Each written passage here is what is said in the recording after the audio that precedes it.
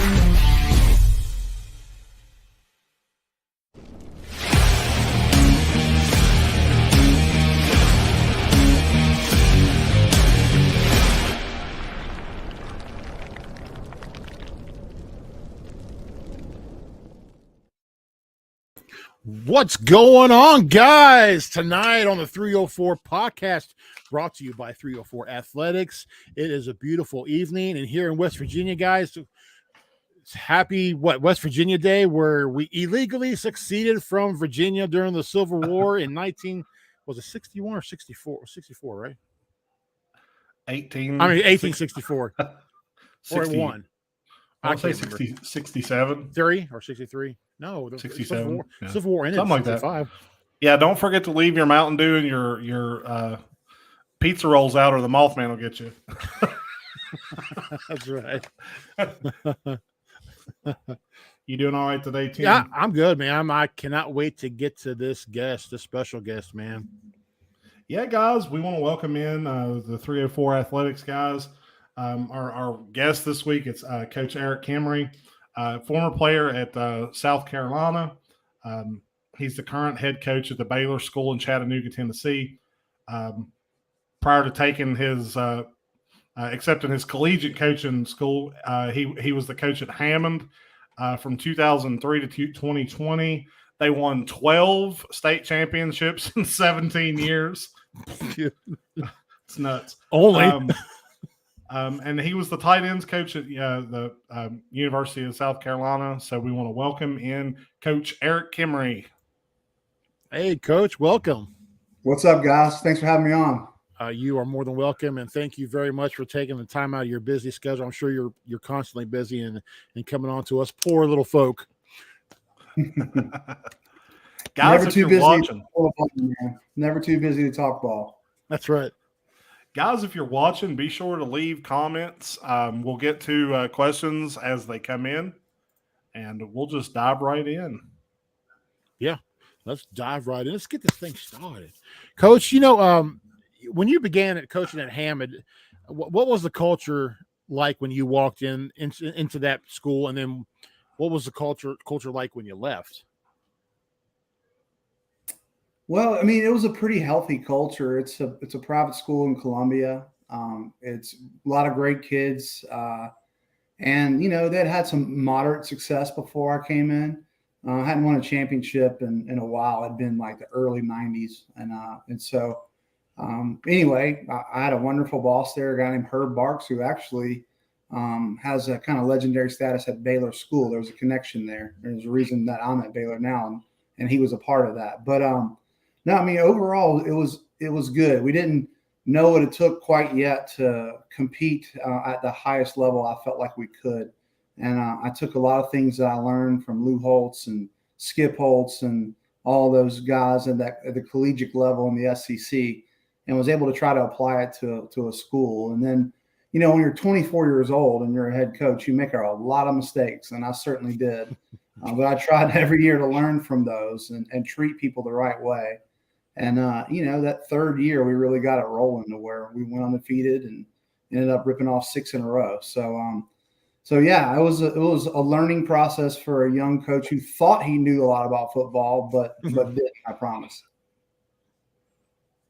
What was it like playing, under Lou Holtz and yeah, like learning from those type of, like, there's coaches and then there's coaches. and that's kind of the way I look at him, and he's a coach. What was it like playing under him, and what did he help teach you that maybe you didn't know beforehand? Yeah, it was great. Coach Holtz is certainly a character. And he just brought a presence to the room where there was an expectation that you had to do things the right way. He demanded that across the board of his coaches and of us. And you just felt like you could feel from him that there was a confidence, a little swagger about him that things were going to turn around. My first year at South Carolina, we won our first game and then we lost 10 in a row, and they fired our coach, Brad Scott. And then Coach Holtz comes in, and we had 13 offensive linemen hurt. And the first year we went 0-11. So I was there for a 21-game losing streak. It was the longest losing streak in the country at the time. Wow. And we were too embarrassed to wear our gear down in downtown 5 Points area. But then that next year we had one of the largest turnarounds in the history of college football, where we went 8-4 and then went 9-3. And those were two of the most successful seasons in the history of the school at that time, before Coach Spurrier came. So I learned so much. I learned what it was like to be on losing teams and why those teams lost. I learned what it took to turn that thing around and to change a culture. And then I learned about how hard it is to maintain success. And so I got that kind of my 6 years at South Carolina, because I played for 5, I redshirted, and then I was a graduate assistant for a year under Coach Holtz. And so it was cool for me to kind of see that gambit of those seasons. And I think I was able to take a lot from, being a part of all those teams. Now, if I'm not mistaken, you can is it you that can do a pretty good impression of Lou Holtz? Oh, yeah. I heard it on that podcast brought to you. Okay, the Coach's Drive podcast on Spotify. We'll give a shout out to those guys. But that's where I discovered you. But when you did that, dude, I was actually I had my headphones on. I was mowing in the backyard and cracking up while I was mowing, dude, because you sound just like him. There's a few of us that can really do them well that played for him. Another one of our quarterbacks at the time, a guy named Phil Petty, and one of our kickers can just nail them. So, yeah, you're sitting around, you're in college, and you get bored, and you start just trying to talk like him. I was one of the first ones to do it, but we have a good time with it, and every once in a while it comes out. But these kids nowadays don't know who Lou Holtz is, so right. When they hear me talk like that, they just think something's wrong with me. You got like a mouthful of spit. Yeah. That's funny. 12 state titles in 17 years. I can't even imagine what it's like to win one. Yeah. What's the secret to getting kids to buy in for so long? Now, I know success breeds success, and that's a part of it, but what keeps the kids bought in for that length of time? Well, I think honestly, it's just you got to love them well. I think kids know nowadays, especially young, this generation, they know whether you're genuine or not. Exactly. And I think those guys, I surrounded myself with coaches that cared for kids. And I think when you have a genuine relationship with young men today, they know. And I think that was really the core of what made us successful, is that we genuinely cared about them. And then, when you win a championship, you get lucky enough to win one. That's a lot of information that you gather. And you start to be able to really understand what it takes. And it's a tangible thing that you can kind of measure other seasons against. Like, hey, we're not there yet. This is not a championship caliber team yet.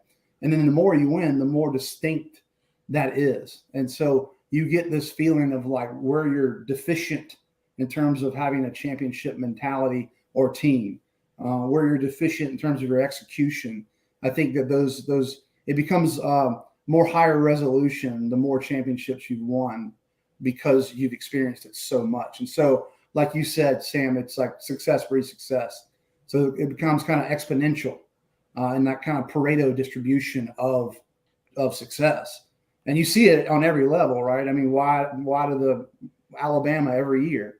Well, they know what it takes, The Patriots for years, they've got some unbelievable information that they're able to employ with their teams, with their coaches, with their cultures. And then you can set up those kind of guardrails to make sure this thing doesn't slide out of that. And that doesn't mean you're going to win the championship, but it means, at least from an intangible perspective, you've got an advantage over other people. Absolutely. I mean, and like you said, going from a winning culture to like I grew up, in Little League, winning every year, just unbelievable, and then hit high school and it was we never won a game. And with your experience at South Carolina, first few years you're getting destroyed, and then you have that big rebound. Like, there's so much information that goes through. Like, that's something that I think a lot of people miss is, there's a lot of lessons in winning, but there's also a lot of lessons in losing. And to be a good coach, I think you have to do both at some point.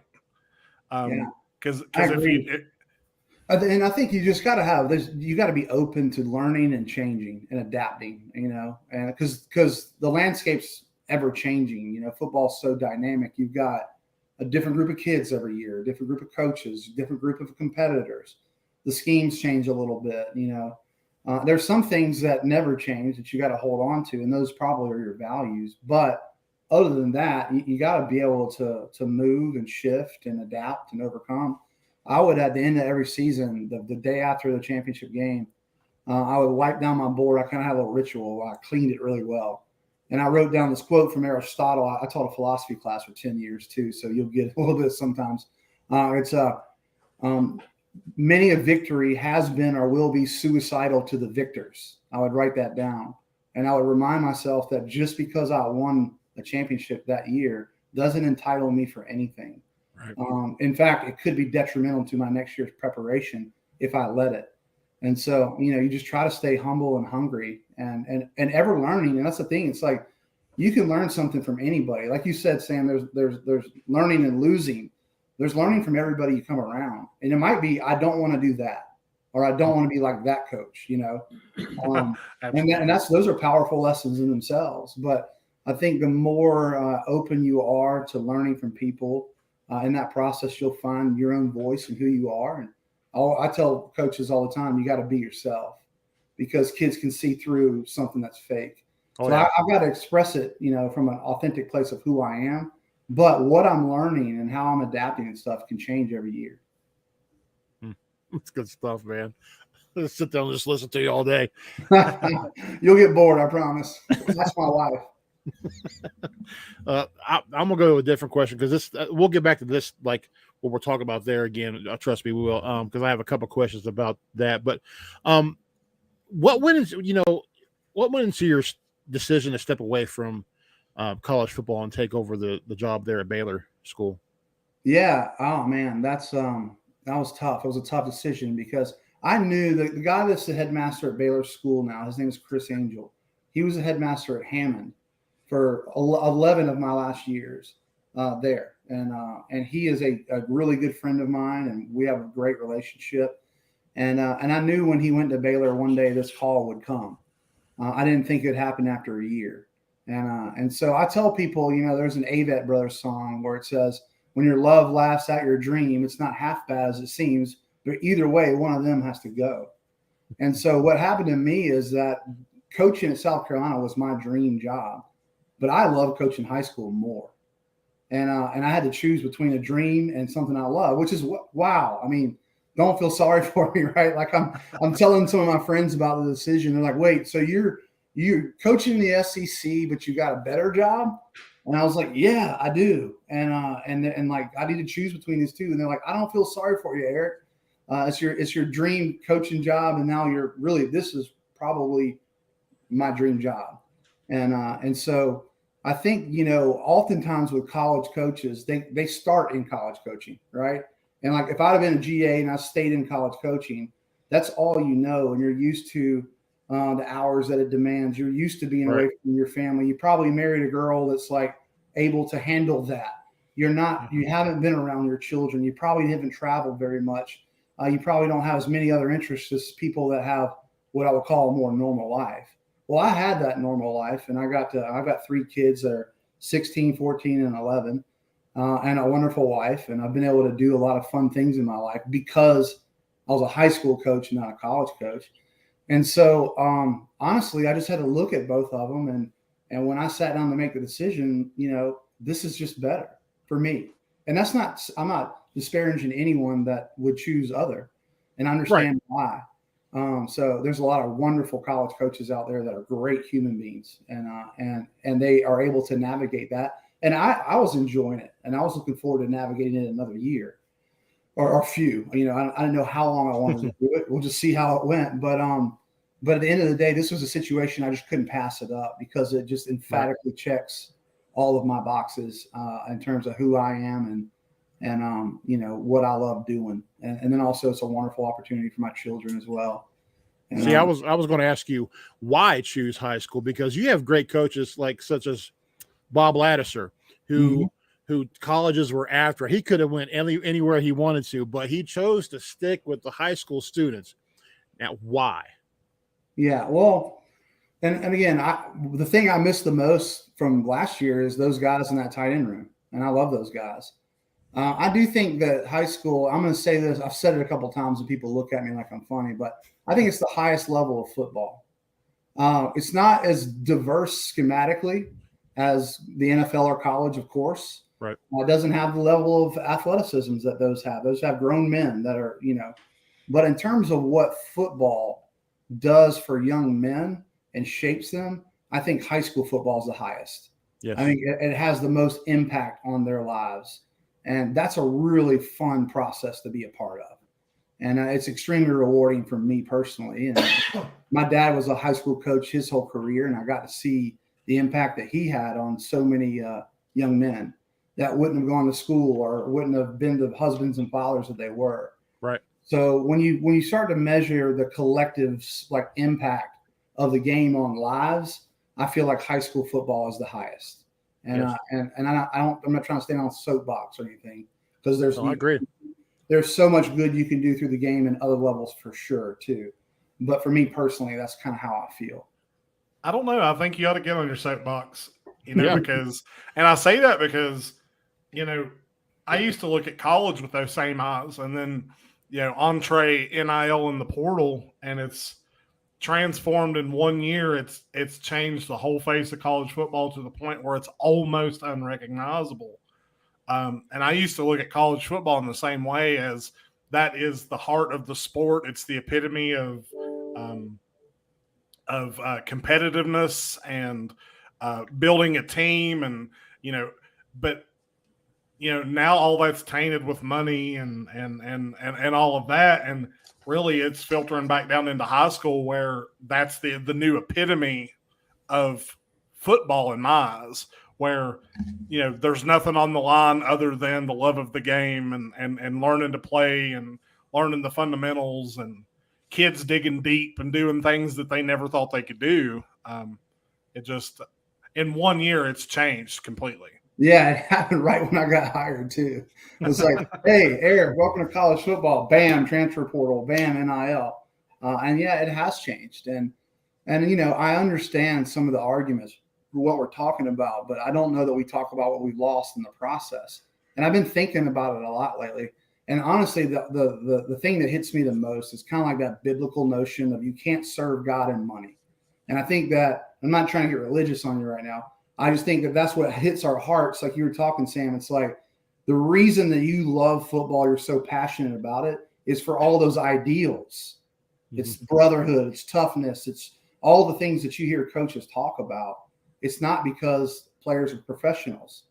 Right. That was the difference between the NFL and college. And it was because you admire those ideals more than you admire a paid professional. Well, now college football is paid professionals. So that's where we're at. Not to say you can't do great things in it. You can. Not to say you can't be a great human being. You can. And there's plenty of them that are.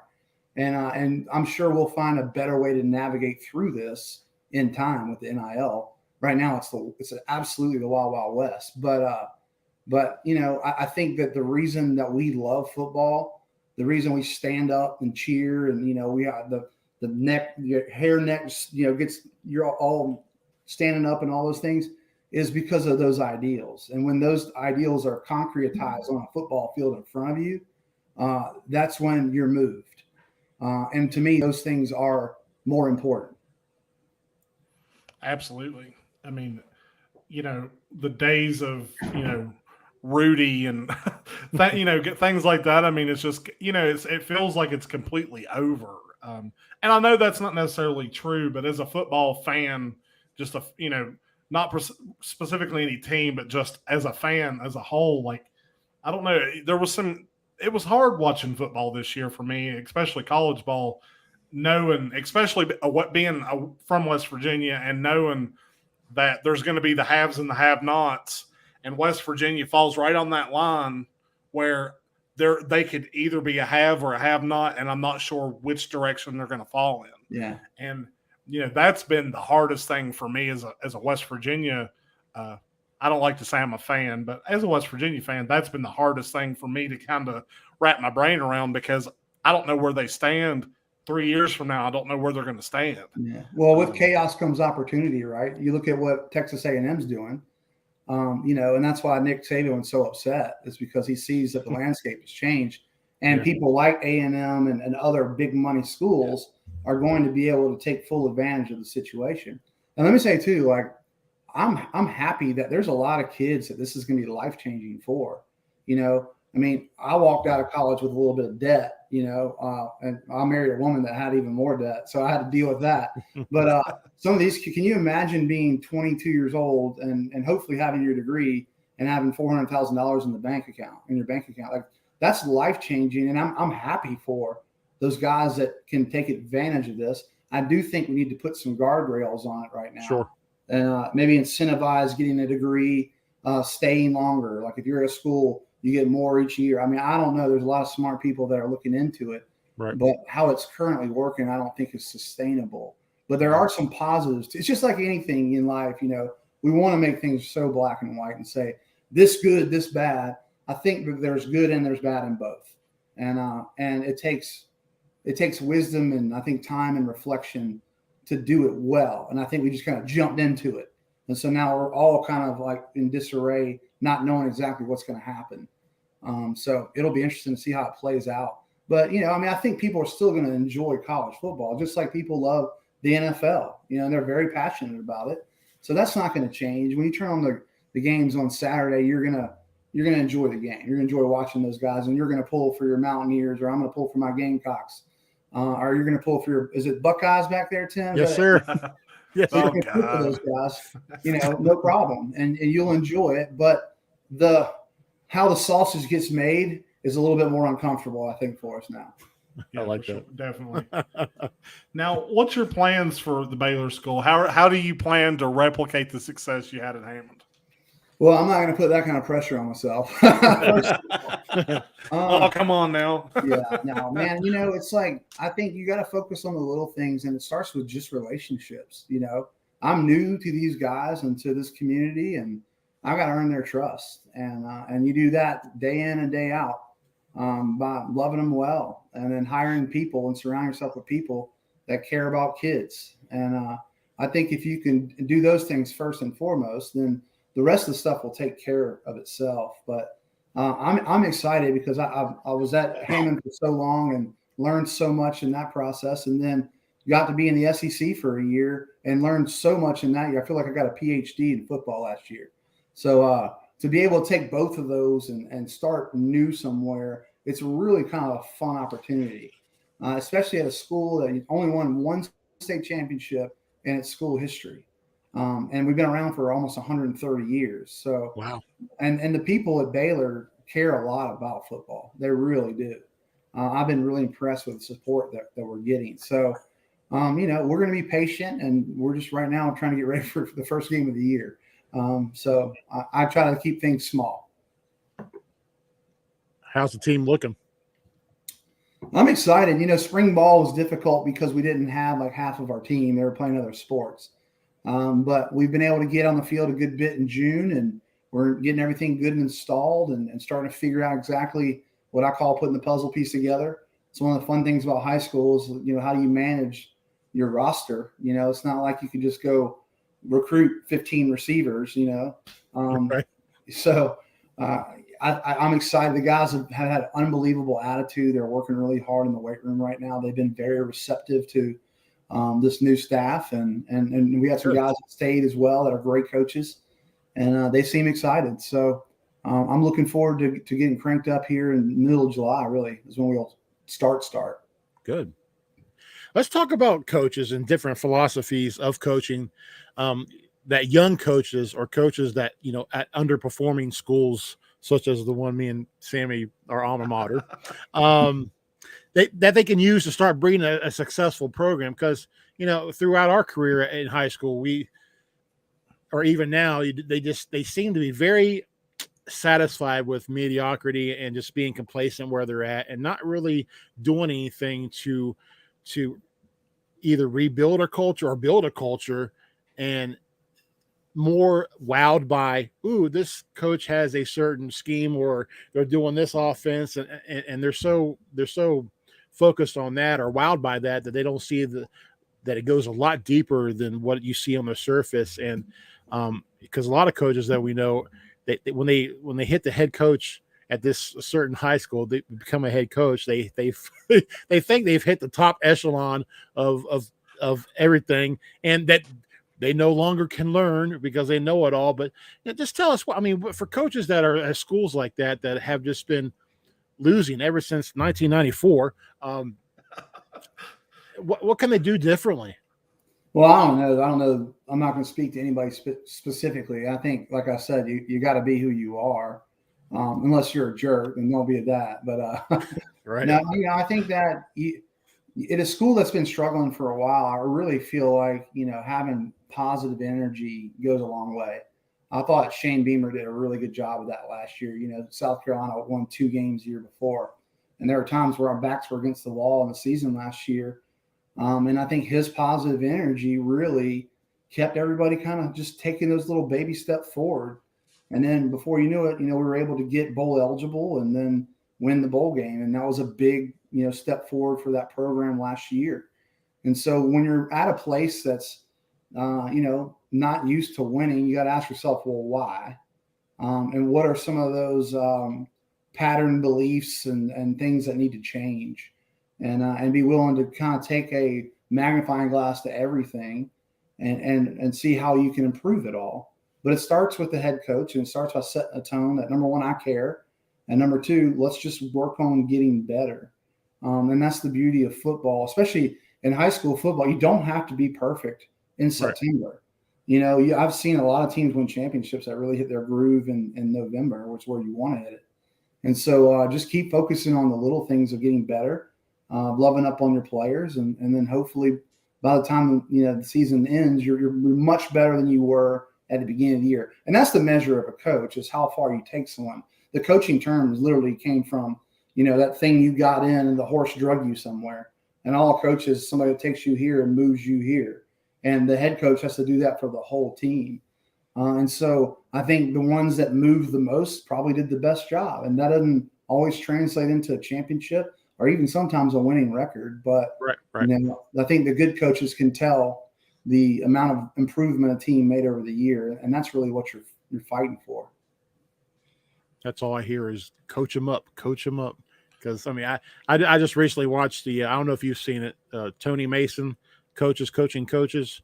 You can find it on YouTube. It's good. I think it's from the 80s, but I think it's good for any coach or any player, especially coaches, to watch, because it's talking about how in high school you got these kids that are very their ground is ready to be plowed. They're there. They're ready to soak in so much knowledge and information from you that it no longer do you need to get in their face and call them, hey, you big turd, you're not doing this right. But it's more like you say, love them up and then coach them up and be a teacher. That's the first thing that comes to mind as a coach is, are you a teacher? If I'm going to put a coach on my staff, are you a teacher first? Yeah. Yeah. Okay. Then I want you. Well, I always say, like, you don't yell at a person for missing a math problem. Right. Where in the whole equation did you mess up? And you address that. So if you ran a bad route, like, I don't need to yell at you because you ran a bad route. I need to tell you exactly why you ran a bad route. And you're constantly getting feedback all the time as coaches. And that's coaching. Right. Like you said, it's teaching, it's verbalizing what needs to improve, and then motivating them to do that. So, like, Nietzsche said, he who has a why can bear almost any how. So your job is to give them the why, and they'll bear the how. All right. So they need to be motivated, because if you lose them and they won't want to listen to you because all you do is yell at them, or all you do is pat them on the back, then they won't do what you ask them to do. You have to have a relationship with the truth, and you find the truth through dialogue, right? Right. Dialogos is like, hey, we're in relationship with the truth. Yep. And so, I have to be honest with them. I can't lie to them. I can't pep them up for no reason, but they have to know behind it all I care. And because if they don't feel like I care, then they're not going to do what I ask them to do. Right. So I think that's an important balance that you have to have. And I think your kids will respect you for it if you tell them the truth, but you do it in a way that's productive and practical, not just. I've learned, and I've made mistakes in my life where something bad happens in a game and I yell at a kid, and the only person that feels better is me. Right. And actually our team just got worse because now that kid's in the tank or what have you. So I've just learned that there's a time and a place you need to command respect and command attention. Usually that's when you're not getting any attention, they're not paying attention or what have you. I'm not saying you can't be hard sometimes. I get that. But make there be a reason behind what you're doing. Well, and a lot of times people say coach them up, and they don't even realize what that actually means. And because me and Tim went through that coaching Little League, coach them up. Well, let's teach them the fundamentals of the game then, because it's making sure that they're fundamentally sound. And, there was a big disagreement between us and the parents and the people that ran the league about what that actually means. And, I just always found it funny that coaches a lot of times, and I've seen it in all levels, the fundamentals is what wins and loses ball games, period. And if a kid has never played the game before and they don't know the fundamentals, you're not going to get anything out of that kid. Mm-hmm. It's just kind of funny because I've heard coach them up so many times, and it's like, what exactly do you mean? Yeah. And there's fundamentals of relationships too, I think you got to have that piece as well. Like there's fundamentals like of what I need to do physically with my body to be successful in the game. But there's also fundamentals on how I relate to that other human and how I relate to my team as a whole. And if you lose those fundamentals, then you've lost everything. So, and that's the beautiful thing about football is that you've got this wonderful game where it takes like a really special relationship with a group of men trying to struggle well together. I always use the term struggle well. It's one of my slogans, and it's hard. Football's hard. Like you wouldn't recommend it to your friends. You'd say, hey man, like as an easy thing to do. And so you got a group of people trying to do something hard together that are going to be tested by another group of people doing the same thing. And then you're going to learn from that whole process. It's such a beautiful process that you get to be a part of. And I think that's why a lot of college players and NFL players really struggle in the real world after their careers, because I've given you a whole family to tackle a really difficult problem with. I'm giving you this mission and a band of brothers to go do it with. When that's taken away from you, it's like, ooh, wait, what am I doing now? And you start asking yourself some tough questions. And that's my favorite part of coaching is being a part of a team. And it gives you instant meaning in your life because you have this struggle ahead of you. Yes. And I think that's what young men today actually want. They want to struggle well. They want responsibility. They want caring men to give them that type of goal in their lives. And when they do that, that's when you find meaning. And that's the problem with the world today. It's not all the things we say there is. It's lack of meaning.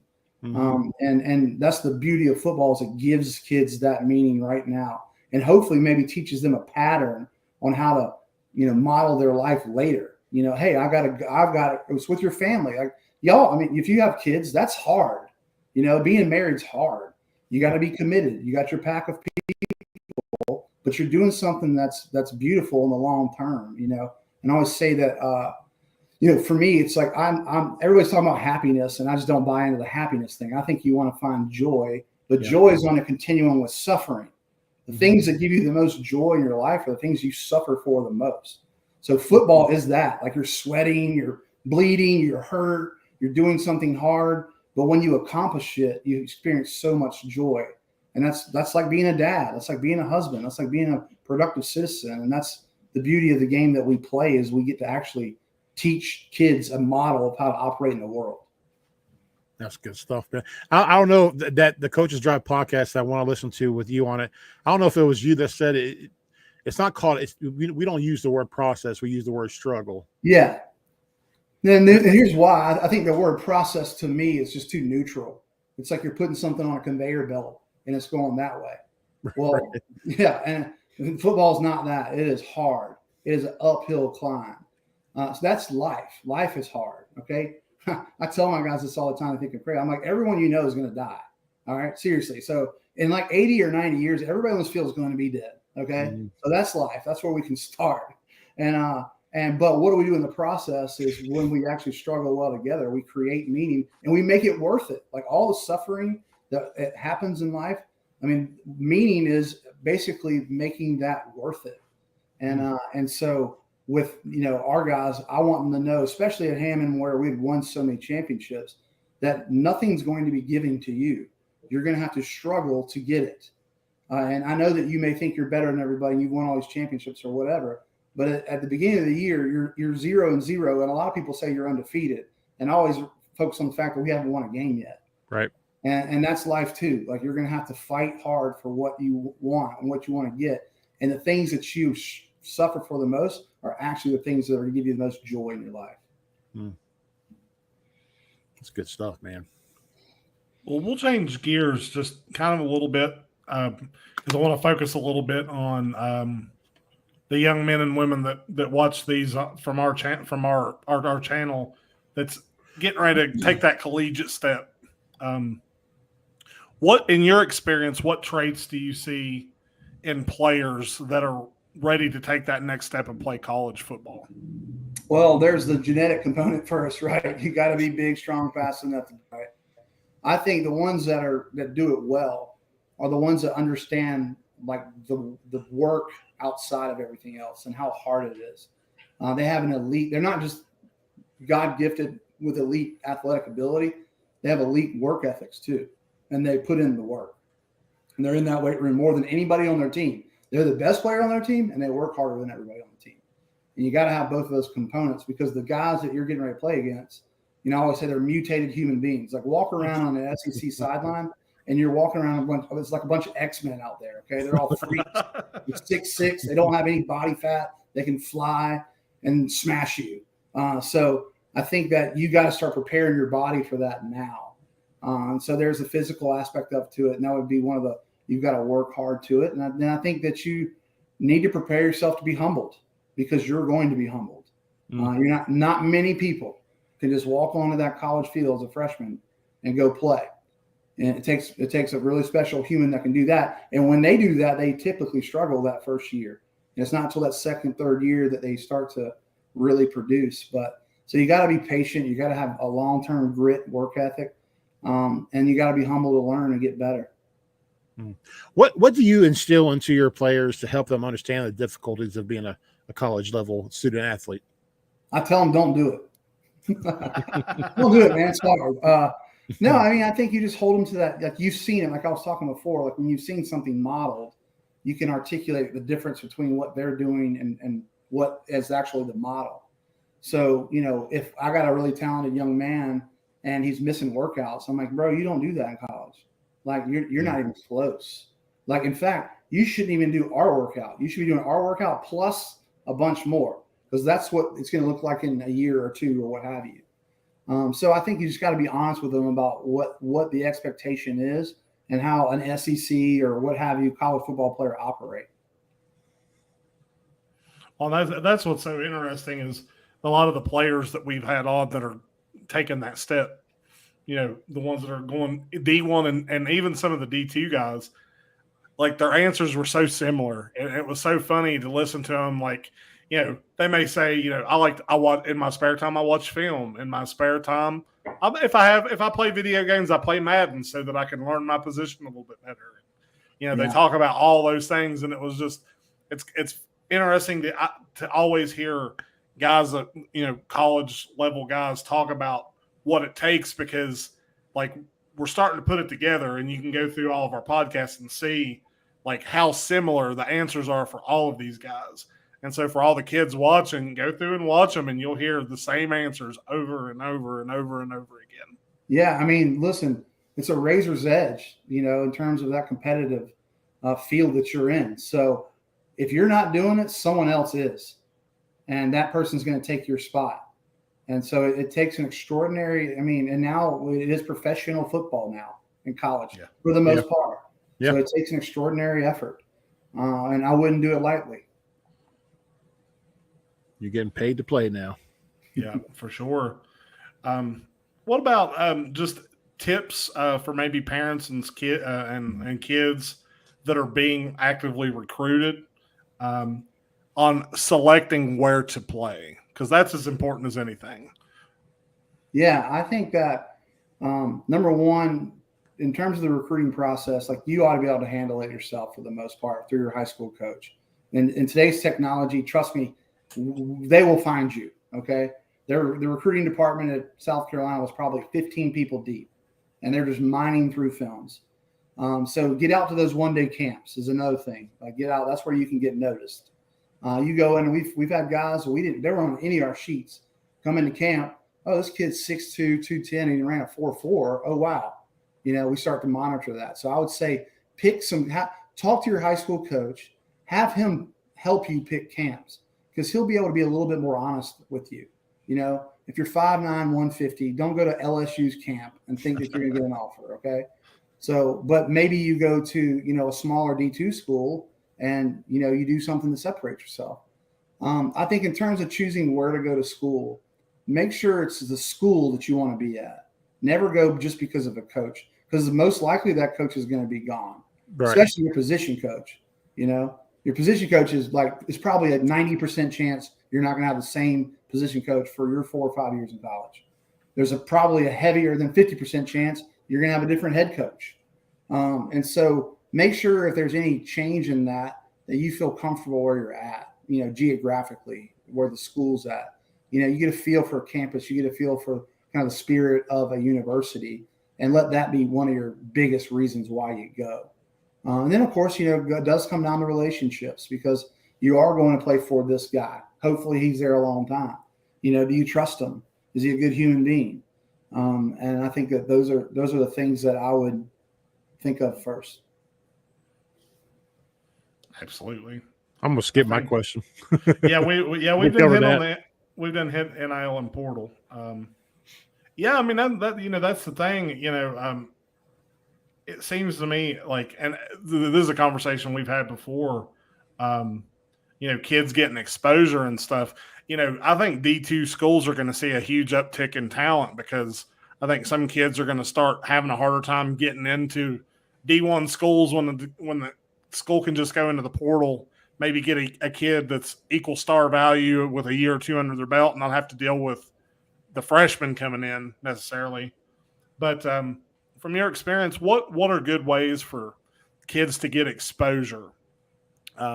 Be it video or social media. What can they do to get themselves out there? Yeah, I think that I would say make sure you fight for yourself. Get on the social medias. Let me tell you, every college coach is on Twitter, and they're looking. Hit them up on Twitter. Hit that coach up on Twitter. Hey, coach, I'm gonna be at camp tomorrow. Let them know. Just try to separate yourself somehow. But I would say go to some one-day camps. Try to start a relationship with a coach and recruit yourself. Market yourself.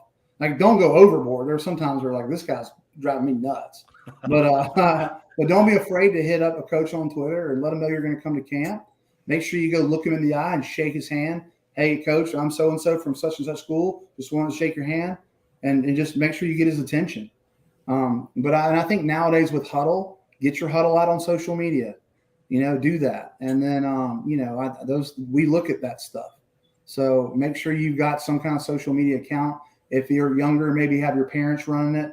I wouldn't give my kids social media until they're about 16. Yeah, you're right. I'm not raising any SEC football players right now. So anyway, I think you got to market yourself. You got to be out there and make sure that you let college coaches know when you're coming. like, say for instance, Tim's my kid, and you're the tight end coach at South Carolina, and I hit you up on Twitter, and I sent you like a huddle video. I'm like, hey, take a look at my kid. Tell me what you think. What are the odds that you would actually do as a coach, be able to do that? I think, well, if it was just randomly on Twitter, I probably wouldn't have watched it because we've got people that kind of do that for us. But let's just say you have a friend that knows a coach specifically, and give it to that friend that has a personal relationship with the coach and say, hey, will you send this to Coach Kimrey over at South Carolina? I had a kid last year that his dad and I played together. I'm sorry, his dad worked with a guy I played with. And so the guy that I played with sent me his film. And I was like, oh, my God, this kid's really, really good. Like, don't tell anybody about him. Tell him to come to camp. And he comes to camp, and I offered him. And then now he's one of like top tight ends in the country. And I was the first one to offer him. And but that came through just a relationship because I think my friend knew I'd give him honest feedback on his son. And so I would say if you have any auxiliary connections to the coach, use those and have those people send that coach that film.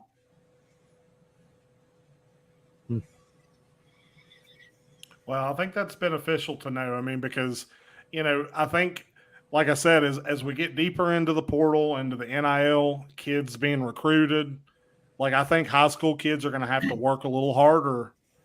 Some of them, not all of them, but some of them are going to have to work a little bit harder to get those eyes on them. And so some of the weird questions is just to give them ideas about what they can do to kind of, reach out if they need be, because especially where we're from, there's a lot of 3-star talent around here. They're going to have to work to get themselves noticed, to get themselves out there. And don't be afraid to go to a smaller college, Even if you think you're a 5-star, well, if you start somewhere nowadays, if you are truly a 5-star or 4-star or whatever, you're going to get noticed the year after. I mean, I've seen guys that go to a, smaller school and then all of a sudden, bam, they have an unbelievable year.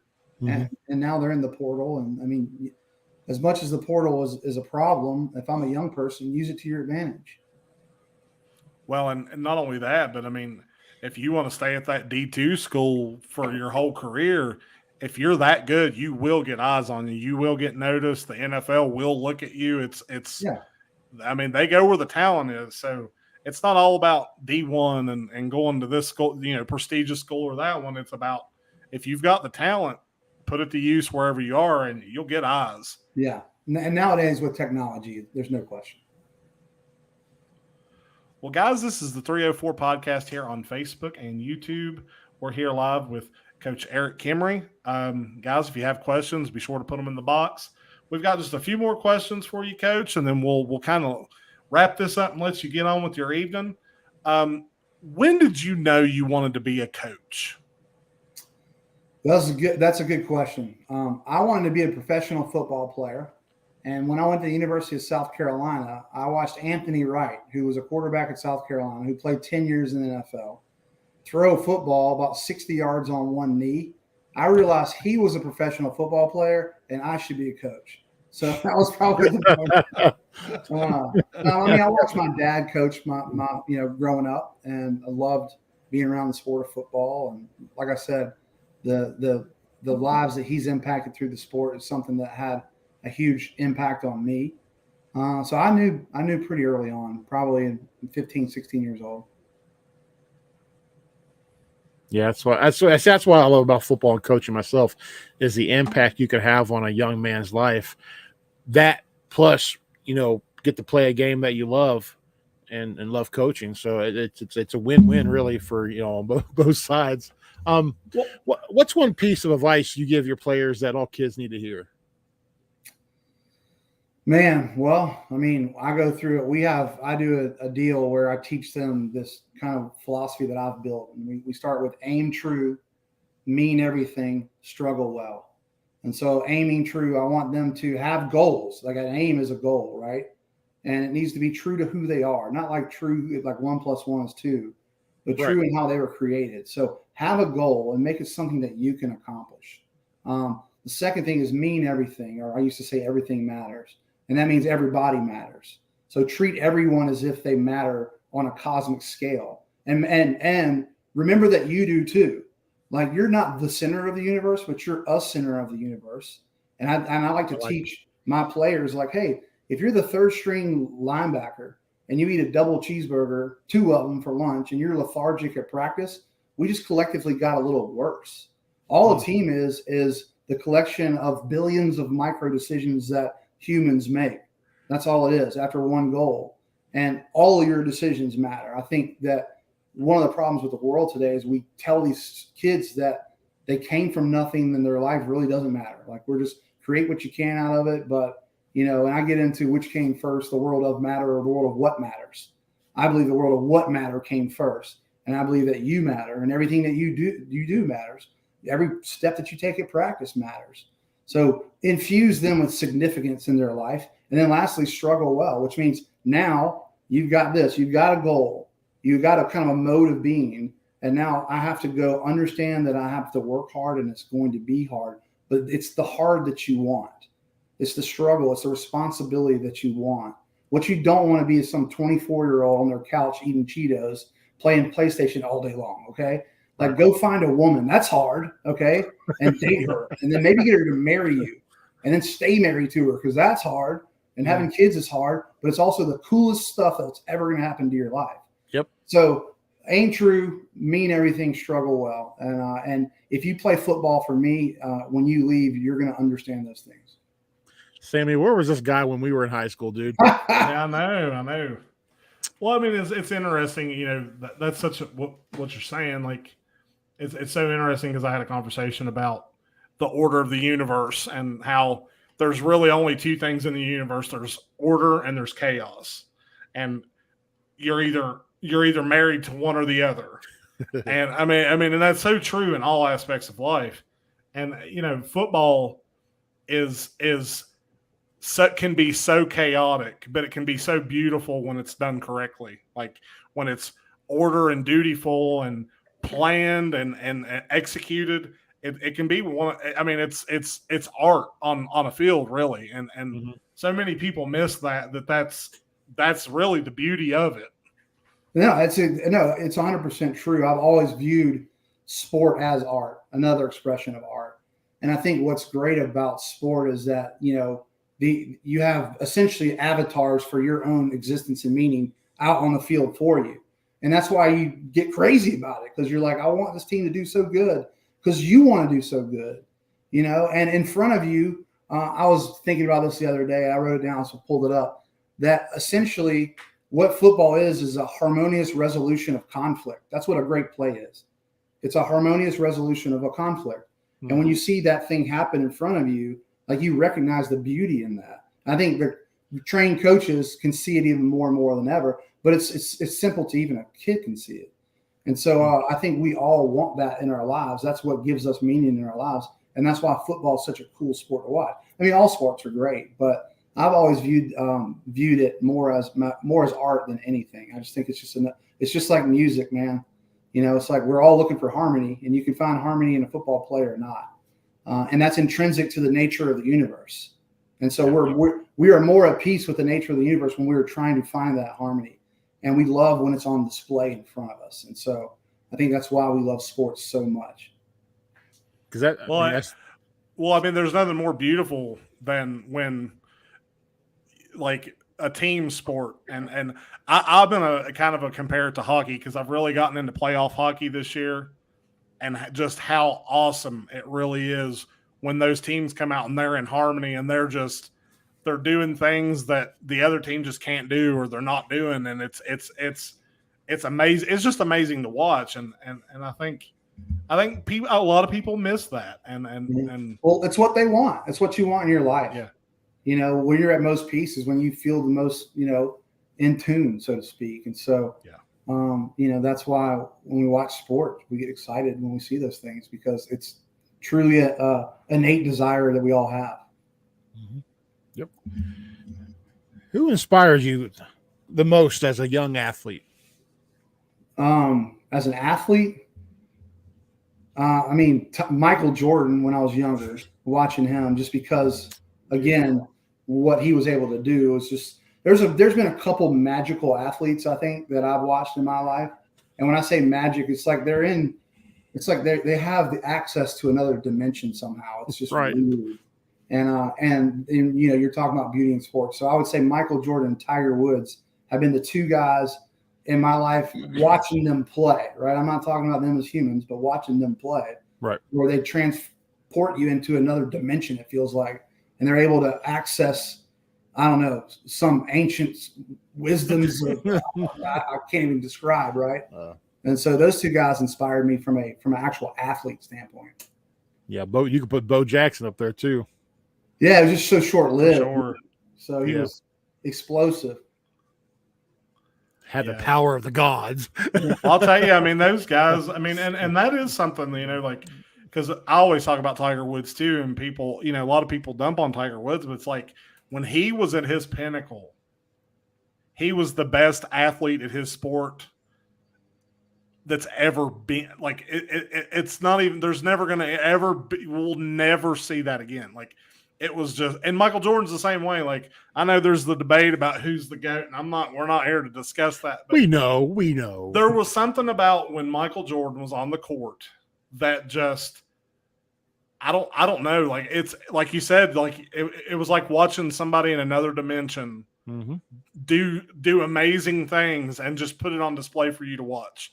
Yeah. And everybody, not only was the fans amazed, but the other players were amazed too. Like, it wasn't just us, it was everybody. Like, he was in a different dimension while the other guy was in a Space Jam dimension. I think the thing with Tiger too that makes him such an interesting character is that, he's got the whole Harry Potter story, right? He's been, heck, it feels like he's died twice now and been reborn. And we love that story. I mean, it's a central story of Western culture is death, rebirth, right? And so his was his career. We all thought it was gone, but through his spirit was able to pull it together. And the only thing that could destroy Tiger Woods is the same thing that destroys all of us, is ourselves. Right. Like he was the only person that can take himself down, and he took himself down, right? But to have the courage and the fortitude to come back, especially in such a psychological sport like golf is, it was just like, I think the 2019 Masters might have been my favorite sporting event I've ever watched in my life. I mean, I had tears in my eyes at the end of it. But we didn't see that coming. Yeah, I was like, wow. But I've had people tell me he's done. I'm like, that dude's never done. So he'll win again. Not until he says so. Right. What indicators are there for like a coach when it's time for them to maybe move on or maybe to give up coaching, or, it's time? What indicators is there that it's time for a change for a coach? Well, I think if you're not willing to learn and grow, that's to me, that's, the mark of death, right? So that would be a number one indicator. Are you growing? Are you learning? Are you being fulfilled by this job? Are you getting bored? Do you need another challenge? For me at Hammond, like, I loved it. Toward the end of it, I was like, I felt trapped in it. Like, I needed to get out just so I could grow some. And I think you grow the most when you're most uncomfortable. So are you willing to be uncomfortable to grow? And there's a time where, we get older and some of the things that got us excited earlier in life don't as much.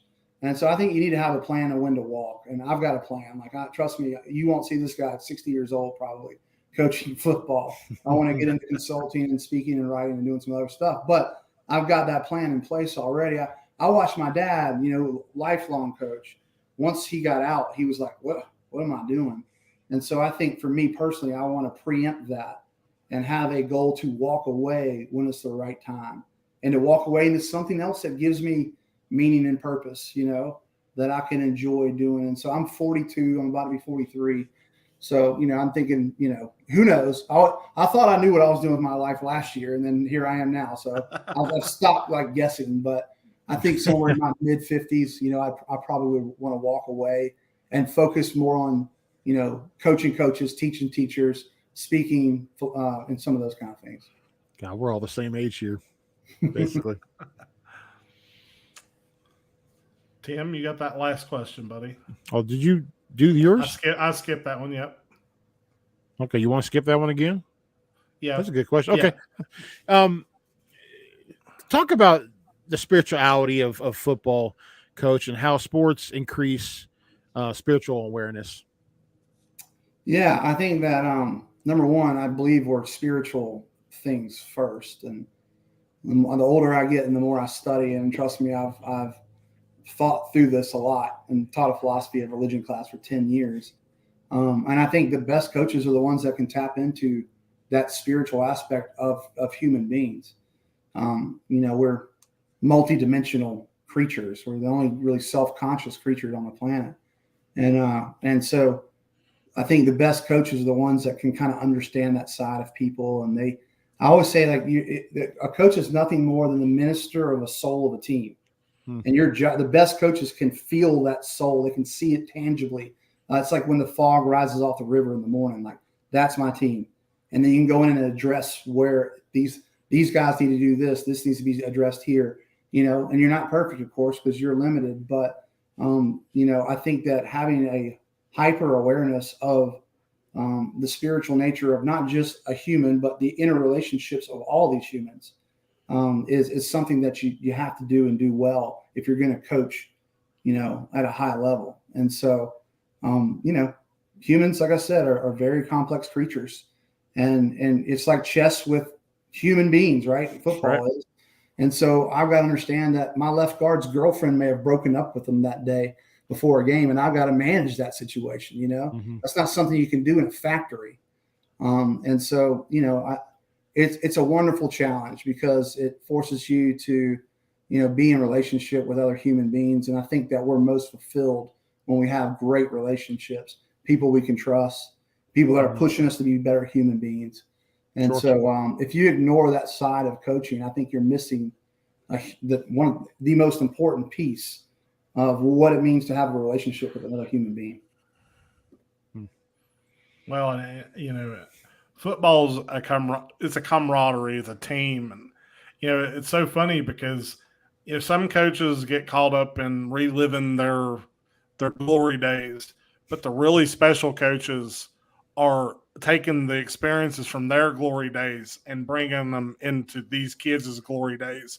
Because, as football players, we've all played, we would all love to go back and play again. But the reason people think it's to relive the glory days, but it's not. It's to be a part of what that was then and to take the knowledge we have now and apply it to that, to what we were then. And to let them teach you too. Because, it keeps you young when you're hanging out with 15 to 18-year-olds, every day. It's funny the things that they'll teach you. And how much there's things that they do a lot better than we do. Like, they can solve problems in some ways. My son he's got a freaking YouTube channel now, and he knows how to. I'm just like, how did you know how to do? You're 10 years old, and so you can learn from them for sure. You just got to stay open to that, and pursue those guys. They want you to, and they do, and I think that's a really, really important thing. Yeah, and you're right. They're looking for something, man. Especially in adults, that's, I don't know, just authentic, just something real, man. Yeah, and I'm so tired of, like, we knock on like masculinity now, like that whole toxic masculinity nonsense. It's like, no, actually, you want warriors. Like, yes. I want my son to be a warrior. I want him to war for the good, right? I want him to be aggressive for what is good for him and our family and the people that he loves. That's one of the beautiful things about football, is it takes what sometimes we have young men through things that happen in their lives, and that aggression is going out the wrong way. And we're able to take it, polish them up a little bit, and put that aggression towards something good. And how many kids has this game done that for? God, countless. And how much better are we as a society for it? So let's stop shaming young men for being aggressive. Let's take their aggression and put it towards something good. Yeah, absolutely. And you look at the prison system, it's riddled full of guys that never got that opportunity to refocus that drive and that aggressiveness and stuff, and look where they end up. And I think the answer is right there in our face. We just, like you said, there's such a attack on masculinity and toxic masculinity and all of that kids nowadays are afraid to be masculine. They're afraid to be aggressive. They're afraid, of how they may, appear to their peers or, people around them and stuff like. And I think that's something that really is part of the discussion that really needs to be addressed on a bigger scale, because over time it's only gonna get worse and worse and worse for them if they don't stand up for themselves now. Yeah, I totally agree. Speaking of my 11-year-old starting to be a little aggressive, he's wanting me to finish watching this movie with him. So no, I probably need to All help right. him, but appreciate All you right, guys guys. having me on and letting me rant here and there. Yeah, Well, Coach, we thank appreciate you. you coming on. Yes, Guys, thank we'll you. go ahead and just sign off for the night. This is Sam, Tim, and Erik Kimrey on the 304 podcast. Guys, we appreciate you tuning in and watching the podcast with us.